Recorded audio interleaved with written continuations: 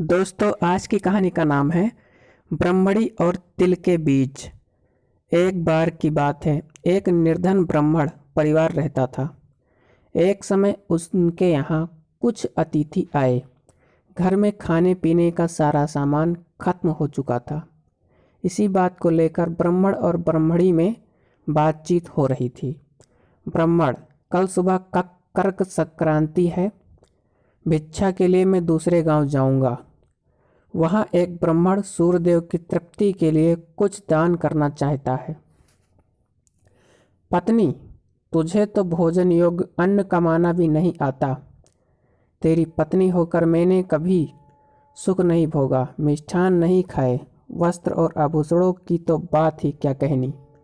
ब्राह्मण: देवी, तुम्हें ऐसा नहीं कहना चाहिए। अपनी इच्छा के अनुरूप धन किसी को नहीं मिलता। पेट भरने योग्य अन्न तो मैं भी ले ही आता हूँ। इससे अधिक की तृष्णा का त्याग कर दो। अति तृष्णा के चक्कर में मनुष्य के माथे पर सिका हो जाती है। ब्राह्मणी ने पूछा, यह कैसे? तब ब्राह्मण ने सुअर, शिकारी और गीदड़ की एक कथा सुनाई।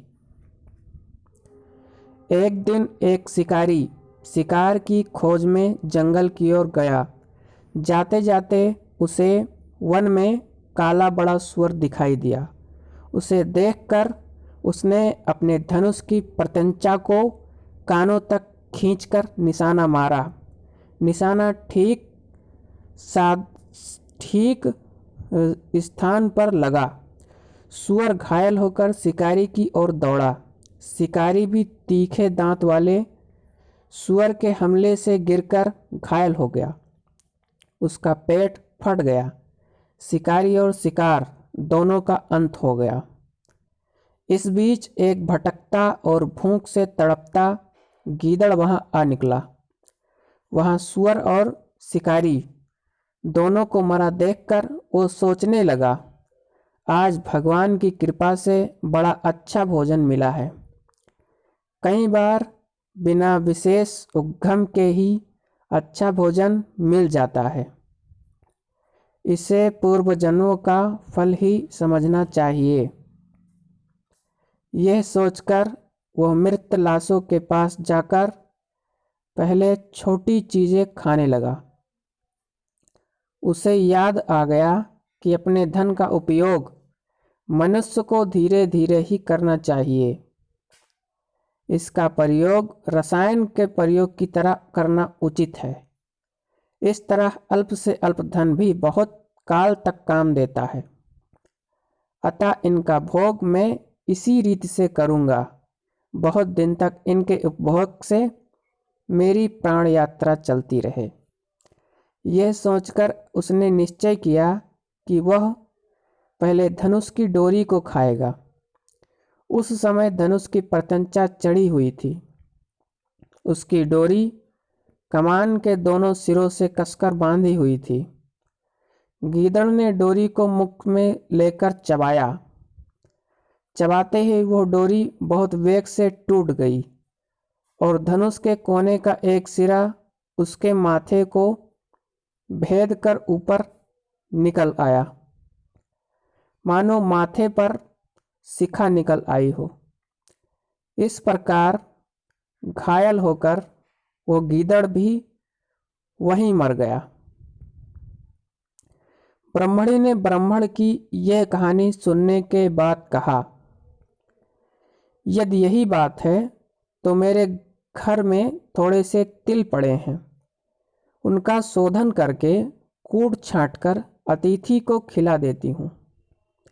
ब्राह्मण उसकी बात से संतुष्ट होकर भिक्षा के लिए दूसरे गांव की ओर चल दिया। ब्राह्मणी ने भी अपने वचन अनुसार घर में पड़े तिलों को छांटना शुरू कर दिया। छांट पछोड़ कर जब उसने तिलों को सुखाने के लिए धूप में फैलाया तो एक कुत्ते ने उन तिलों को मूत्र विष्ठा से खराब कर दिया। ब्राह्मणी बड़ी चिंता में पड़ गई। यही तिल थे जिन्हें पकाकर उसने अतिथि को भोजन देना था।